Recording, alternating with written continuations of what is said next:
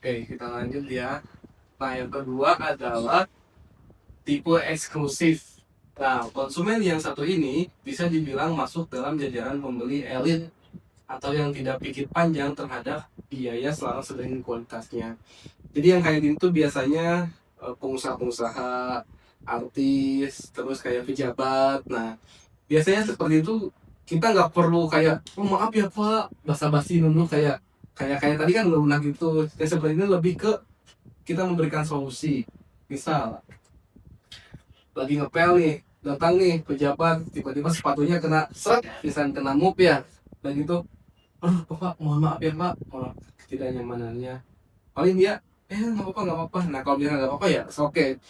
Tipe ini teman-teman nggak usah terlalu banyak basa-basi nanti langsung aja mohon maaf, langsung berikan solusi. Apa itu solusinya? Bisa jadi komplimen barang atau apa, ataupun bisa jadi sebuah evaluasi seperti itu.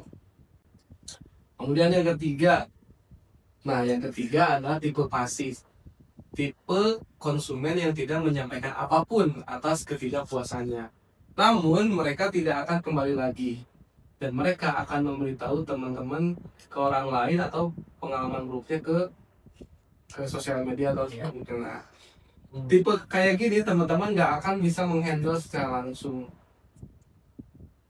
Teman-teman nggak akan tahu nih si customer itu bakal komplain. Misal ke toilet, di toiletnya kuning banget, dalam hati ya ngomong dia. Nah, jadi ya setelah keluar toilet langsung tuh buka handphone, di Instagram, di Google Review, di grup tenan, misalkan tenan yang komplain nih di grup tenan, wah toilet LG gila kotor banget ya, ini mah petugasnya bener-bener nggak kerja gitu.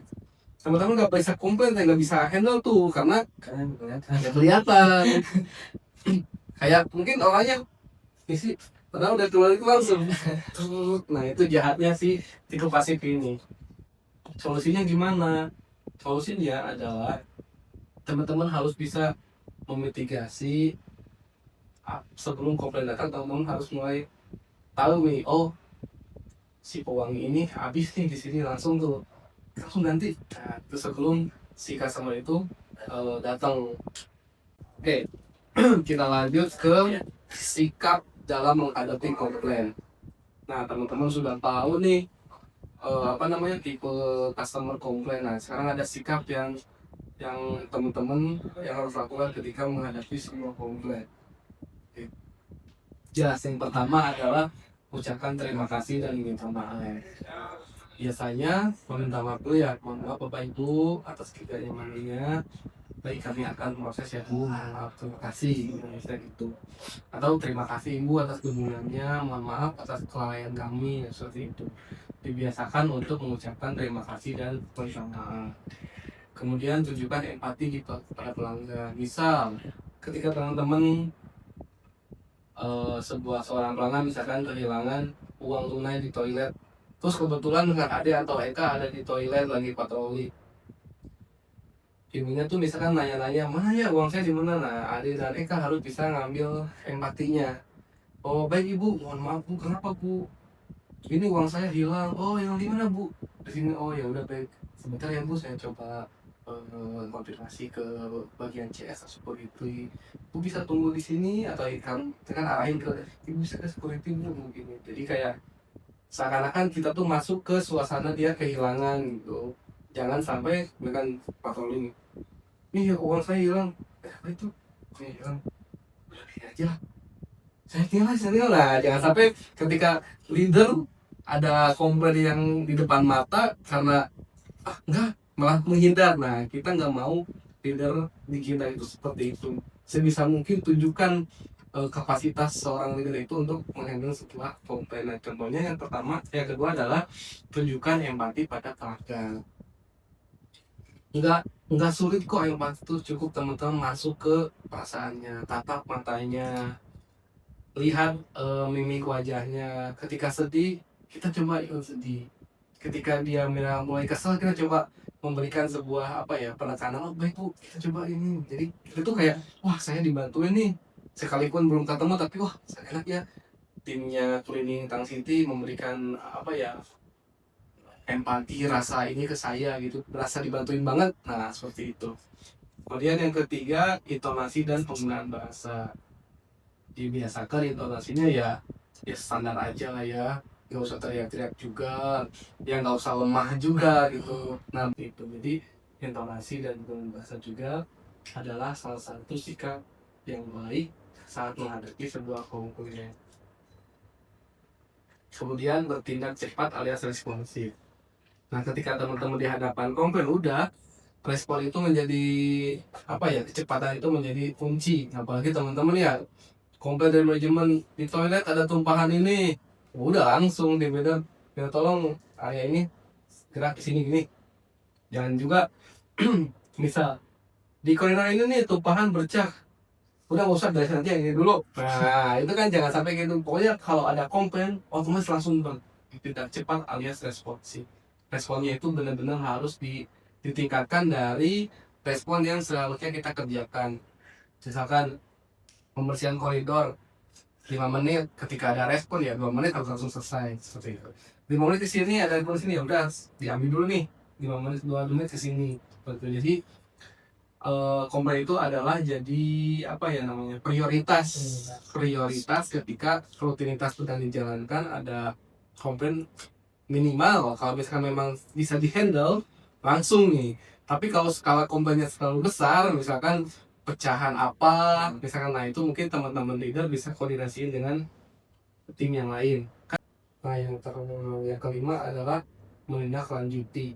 Jadi ketika sudah responnya sudah bagus ya dikerjakan, jangan sampai responnya bagus ini dapat aja atau diam dulu, nunggu aja, nunggu respon itu kan ngapain ya. Jadi ketika responnya cepat ya tindakannya juga harus dimaksimalkan. Nah ini adalah sikap dalam menghadapi komplain. Mungkin kelima ini tim leader bisa disederhanakan untuk ke teman-teman. Bisa jadi bahasanya mungkin lebih simpel, boleh. Yang penting kami ngasih panduan aja bahwa ini ada nih 5 sikap ini yang harus ada saat menghadapi sebuah komplain. Oke. Lanjut ya. Oke, 1 menit lagi. Nah, kita sekarang masuk ke bagian intinya. Bagaimana cara menangani komplain. Jadi teman-teman itu sudah dikasih pendahuluan, definisi, apa lagi? Tipe-tipe, kemudian sikap. Nah, ini adalah yang terakhir adalah bagaimana cara menangani sebuah komplain dari customer. Sama ada 5 teman-teman. Yang pertama adalah mendengarkan keluhan dari pelanggan. Nah, jadi apapun komplainnya sebelum pelanggan itu titik, nah, teman-teman dengarkan aja dulu. Jangan sekali-kali menyela. Karena biasanya karakter seseorang atau manusia tuh kadang pengen ngeluapin dulu. Namanya juga ketidakpuasan ya, ekspresi pengen diluapin dulu. Jangan sampai ketika lagi ngeluapin teman, nah pasti kan nggak enak ya, lagi marah, ngapain, diam dulu, saya lagi komplain kan gitu kan. Teman-teman dengerin dulu, dengerin aja gitu. Nah setelah didengarkan baru teman-teman terima kasih, mohon maaf ya. Nah yang kedua nih, lanjut setelah mendengarkan, kenali karakter pelanggan. Sambil teman-teman mendengarkan, sambil teman-teman menganalisis nih. Misalkan yang dari toilet, oh orangnya nggak marah-marah ya, cuma kayak sedih, kayak apa, oh berarti ini tipikalnya bukannya agresif. Nanti kita pakai yang eksklusif aja, misalkan langsung gini. Tapi kalau wah lagi dengerin wah marah-marah, wah ini berarti tipenya yang agresif. Berarti kita harus pakai pendekatan yang mengena. Nah seperti itu. Jadi satu yang kedua tuh saling berhubungan nih, sambil mendengarkan teman-teman coba menganalisa kenapa kira-kira karakternya apa ya, nah seperti itu. Baru lanjut ke yang ketiga, kumpulkan fakta, data atau informasi. Nah di sini biasanya sudah tahu nih, di sini oh di sini tipenya eksklusif, di sini agresif. Langsung nih ke sini kumpulkan fakta teman-teman. Misalkan yang dibutuhin apa ketika hilang dompet di toilet. Oh baik, Pak, Bu, coba kita koordinasi dengan tim security. Ngumpulin apa, CCTV-nya, ataupun ngumpulin laporannya, ngumpulin apa ya, pokoknya jejak-jejak yang bisa memberikan sebuah informasi yang bukti-bukti. Ataupun memang teman-teman nggak bisa lanjut bisa hanya sebatas ngasih MacBook kami akan, seperti itu juga ada sebuah fakta sebenarnya. Atau misalkan penemuan barang ya, akan ada komen, Pak lihat dompet saya nggak? Oh iya Bu, dompet Ibu nah dititipin di CS ya Bu. Itu juga sebuah fakta dan ada informasi. Yang keempat ini adalah mendiskusikan untuk menemukan solusi.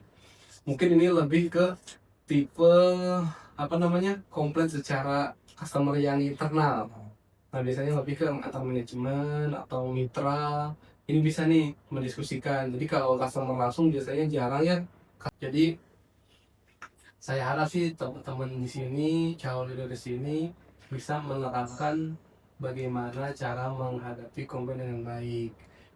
Oke, yang terakhir, sebuah kesimpulan adalah ada satu statement seperti ini. Butuh biaya 6-7 kali lipat untuk mencari pelanggan baru dibandingkan mempertahankan pelanggan yang sudah ada. Nah, kenapa ada statement seperti ini di akhir? Karena ketika kita menghadapi sebuah komplain, jangan sekali-kali kita pergi dari komplain itu. Karena ketika kita pergi atau tidak bisa menghandle sebuah komplain itu, maka customer akan pergi. Dampaknya apa? Perusahaan akan mengeluarkan 6-7 kali lipat untuk mencari pelanggan baru. Otomatis berdampak apa? Ketika perusahaan mengeluarkan budget lebih, akan ada dampak yang lain untuk budget yang dikeluarkan dari ini. Sebisa mungkin kita bisa menghemat budget perusahaan nih. Syukur-syukur kita bisa mempertahankan customer, tidak pergi, loyal, budget yang buat ini aman. Bisa jadi kan kita berimpact kepada kita nih. Apakah insentif kita dapat, apakah gaji kita naik, apakah apa namanya benefit kita berapa, nah seperti itu. Ketika teman-teman mengacuhkan atau tidak bisa menghandle komplain dengan baik, ya perusahaan akan mengeluarkan budget lebih nih untuk menarik pelanggan baru.